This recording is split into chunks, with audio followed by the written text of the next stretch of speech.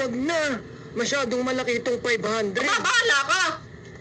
Binibigyan ka na ng 500, ayaw mo pang tanggapin. Napaka-choosy mo naman. Hindi, masyado kasing malaki yung 500, iho. Ikaw na nga ang binibigyan, ikaw pa ang choosy. Gusto mo, pare, bitawan mo ako. Huwag na yan, pre. Huwag mo nang anuhin yan. Kasi- Hayaan mo na.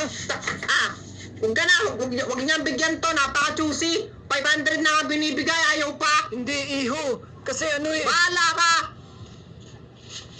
Oh! Nakakabad trip mga pre, yung ano kanina.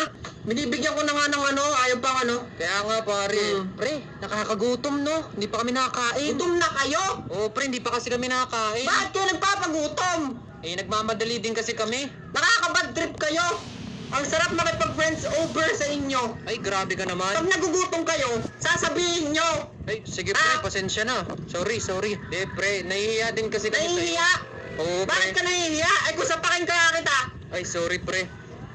Ay, tara kumain sa Jollibee. Oh, mga pre, nabusog na lang kayo. Oo, pre, salamat. Yo, mga pre, maulit ko nga lang pala. Alam nyo ba si mama nasa ospital pa din? Nasa ospital yung nanay mo? Oo, pre, nung nakaraang linggo pa. Bakit hinayaan mo mapunta sa ospital yung nanay mo? Hindi, pre, pwede na naman lumabas. Kasi hindi naman namin Oh, mailabas. pwede na palang lumabas, ba't mo sabihin sa akin? Eh, kasi wala kaming pangbayad ng bill, ayun yun. Babayaran ko nga yung bill. Magkano yung bill? Ay, pre, nasa 3 million yun. 3 million? Oo, pre. Parang 4 million. Kahit walang sakit yung nanay mo, ipagumot mo ulit. Oh, okay na pre, lalabas na yung nanay mo sa ospital. Tawagan mo yung mga kamag-anak mo. Naku, pre, hindi ko matatawagan yung wala akong load.